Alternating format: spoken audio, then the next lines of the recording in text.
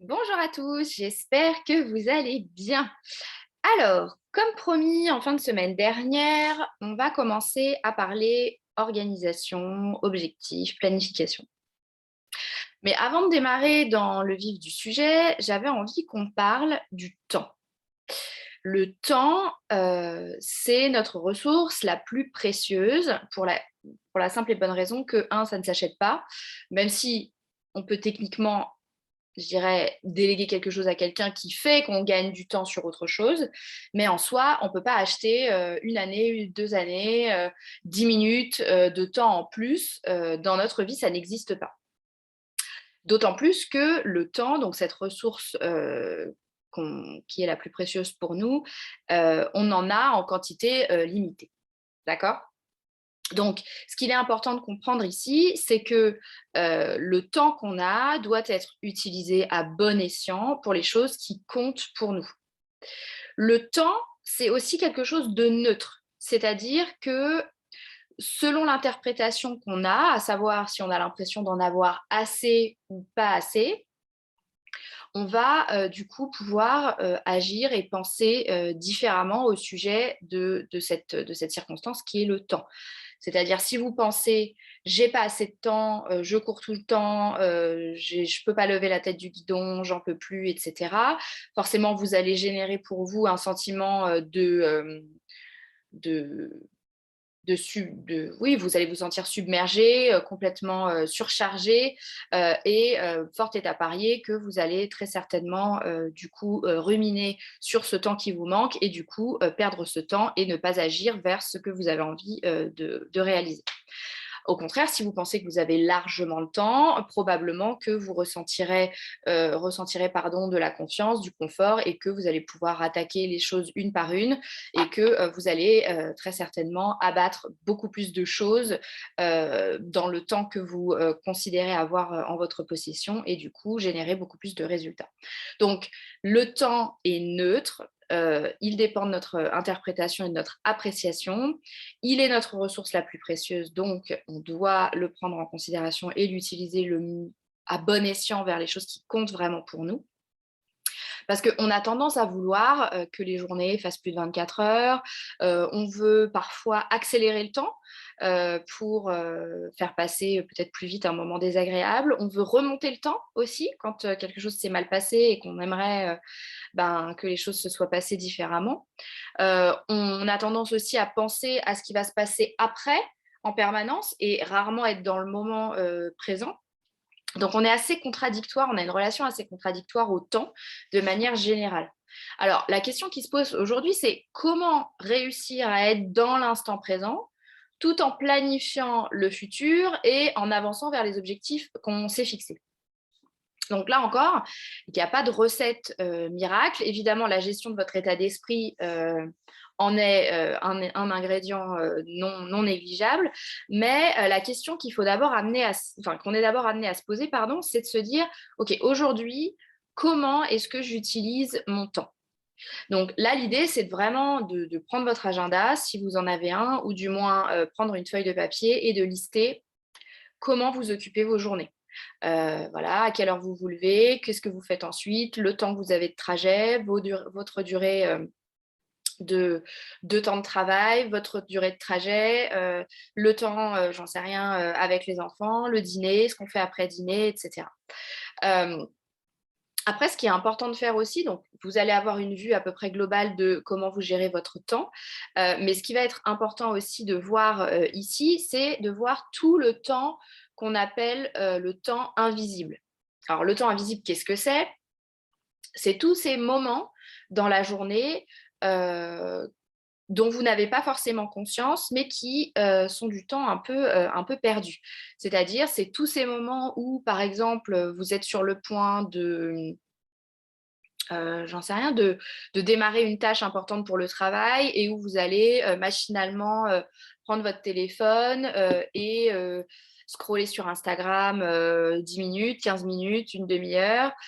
C'est tous ces moments où vous allez repousser votre réveil, par exemple, avant de vous lever.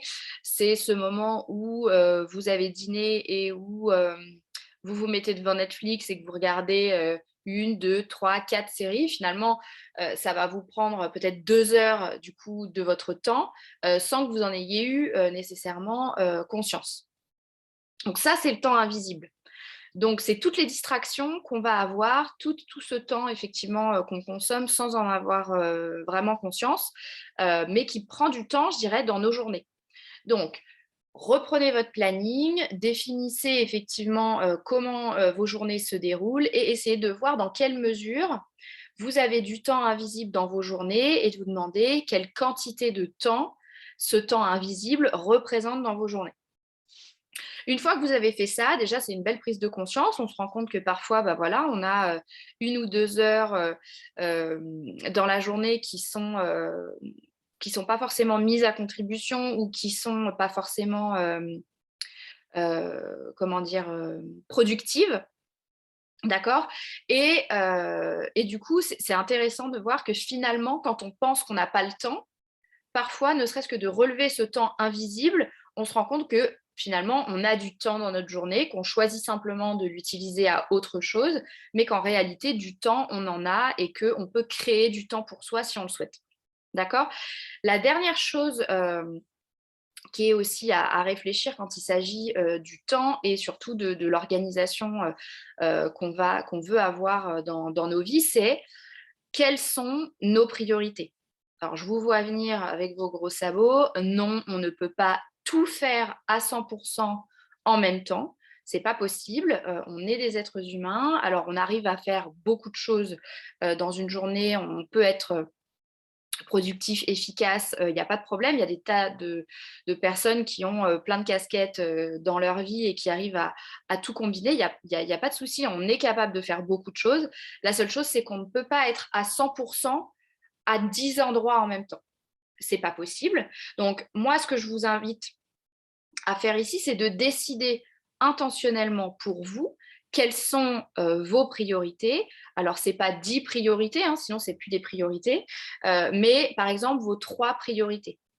D'accord. Est-ce que c'est, j'en sais rien, le temps en famille, votre boulot, du temps avec vos amis? Est-ce que c'est passer du temps pour une association? Est-ce que c'est... Voilà, ça peut être plein de choses, ça peut être développer votre business, ça peut être tout un tas de choses, mais la question qu'il faut vous poser, c'est quelles sont vos 3 grosses priorités pour, admettons, la période donnée que vous souhaitez, je dirais, optimiser.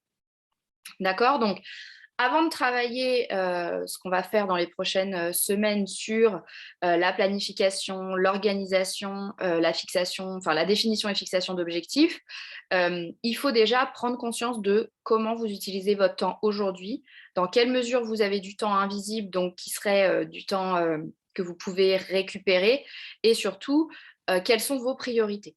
Une fois que vous avez défini tout ça et une fois que ça c'est défini seulement, là, on pourra s'attaquer à des techniques de planification pour vous faire gagner au moins 1 heure par jour et surtout vous amener à vous tenir aussi aux engagements que vous prenez envers vous-même et à ce que vous avez décidé de faire et ce que vous avez décidé d'accomplir.